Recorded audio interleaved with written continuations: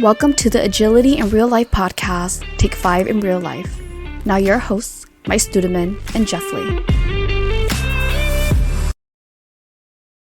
Hi, and welcome to the Agility IRL podcast, Take 5ROL. That's right. I don't have Mike with me today. I have someone else, a former business partner and someone who's well-versed on the leadership side, Jim Ruprecht. Jim, welcome to the podcast. Thank you, Jeff. Good to be here. Yeah, so you heard me say ROL instead of IRL. Ruprecht on Leadership is Jim's company name. He has produced many a video on that topic. And he's somebody who's been involved in leading agile transformations, agile evolutions, small, large throughout his career. And since Mike and I said a few things that were not maybe 100% complementary on how leaders sometimes tank agile transformations and evolutions, I thought we'd get someone in from the leadership perspective. So, Jim, kind of queuing you up here, from the leader chair, what do you see as things that can go wrong? How do you make it go right?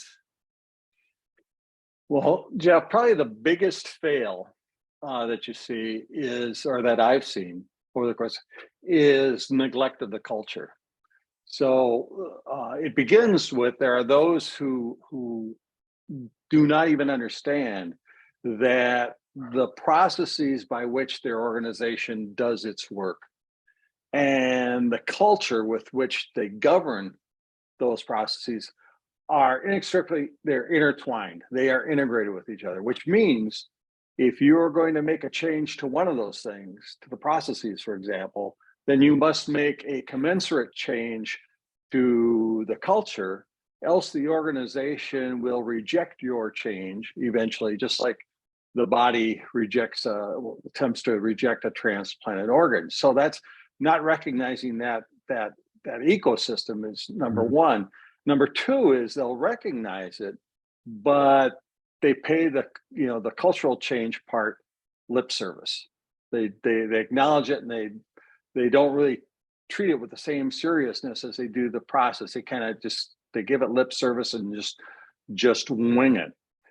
And I think one of the reasons for that is that changing your process, an organization process, that's an engineering problem. Mm-hmm. Right? It's a linear thinking problem, whereas changing your culture, leading cultural change, culture does not subscribe to the linear thinking, Newtonian clockwork, rules of the universe. It is a nonlinear thinking problem. It's where the process is an engineering problem. Culture is like playing a chess game, and it's a non-linear thinking problem. And by the way, your opponent is the old culture.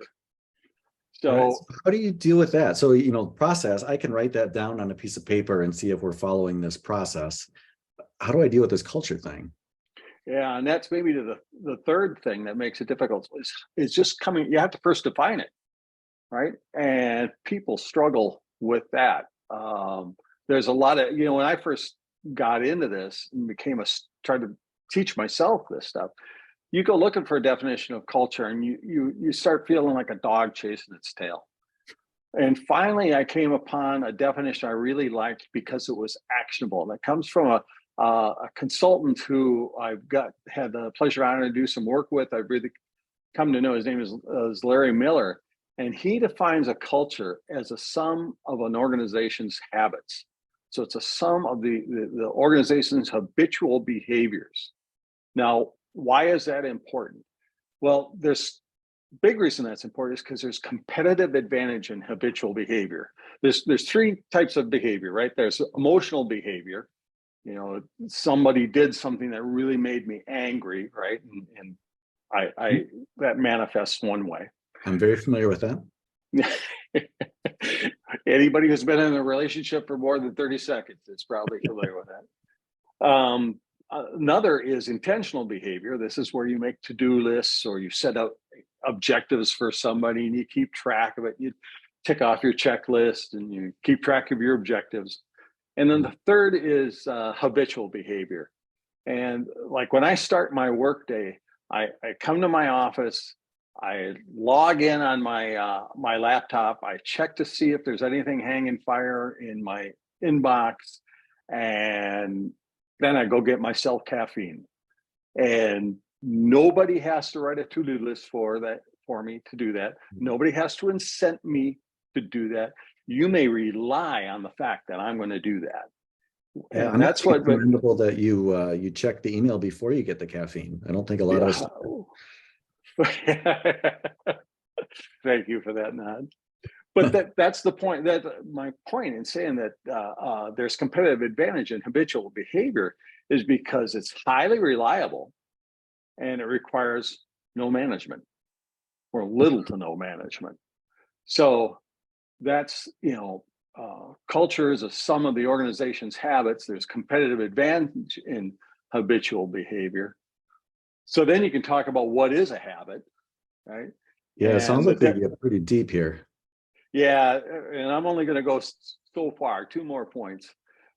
Habit is the definition I like is that of Stephen Covey, where he defines a habit as the intersection of knowledge, skill, and attitude. Knowledge is knowing what to do. Skill is knowing how to do it. And attitude is knowing why to do it. And it's the attitude that provides the impetus to do something, to take action. So anyway, the very first step in leading a cultural change, or at least that I've discovered, is to first identify what are the behaviors you want in your new organization. What are the behaviors you want to encourage? What are the behaviors you want to discourage? If you can't identify those, then I don't know how you use any of the other tools for leading change. I don't know what you're going to teach. I don't know what you're going to reward. I don't know what you're going to punish. I don't know what you're going to coach. I just don't know how. And that's a step that almost everybody skips. Can you create, and I'm talking about an itemized list. It doesn't have to be exhaustive, or don't worry about being, but give it some thought, give it some quality mental time, right? So the other thing that makes it hard is just like culture, I would argue, is the heart of your organization. Just like you can't work on your own heart directly, you have to work on, you don't exercise the heart directly. You work on it by exercising the large muscles, right? You go for a run or you do something like that. And the more you work those, the more demand they place on your heart and your lungs for blood and oxygen and things like that. And that's how you exercise your heart. You do it indirectly. Same thing with culture. You cannot work on your culture directly. You have to work on it indirectly. And the thing is understanding what those large muscle equivalents are for a culture. And I've come up with 10 of them, but that is a subject of another podcast. Yeah, we can go pretty deep on that. And I know in your Ruprecht on Leadership video series, you do go pretty deep on that. Yeah, well, we have to wrap it at this. Again, we're trying to take 5, even though we've gone with ROL for this episode. But, Jim, I know you're doing consulting. You're still working with organizations to help the leaders to identify those new habits and work toward building that. How do people best get in touch with you? Well, the best way to reach me is by email. And that my email address is jim@ruprechtonleadership, all one word, .com. It's easy enough. Or go to my website and you can reach me through that as well. All right, ruprechtonleadership.com.